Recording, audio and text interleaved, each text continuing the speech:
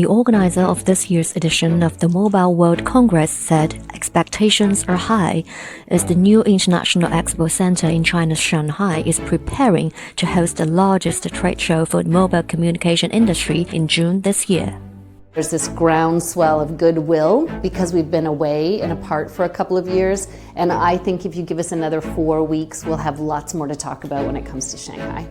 According to Duo, the Barcelona event prepares the ground for the Shanghai and Las Vegas US editions later in the year. So we will have velocity as the theme for all the events, but the speakers that we can attract to those events and want to attract to those events will again be a reflection of local market considerations. I think that China's been a leader in the rollout of 5G. I think that again, we want to represent a global perspective at this show and as a trade body, and so having China as part of that conversation is absolutely crucial.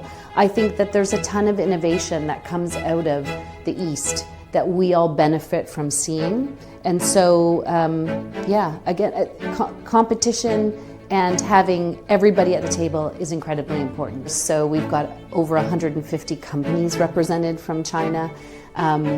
It's incredibly important that in a very fractured world that we spend time in these spaces convening and unifying and working together and alongside one another. And it's better when everyone can be here.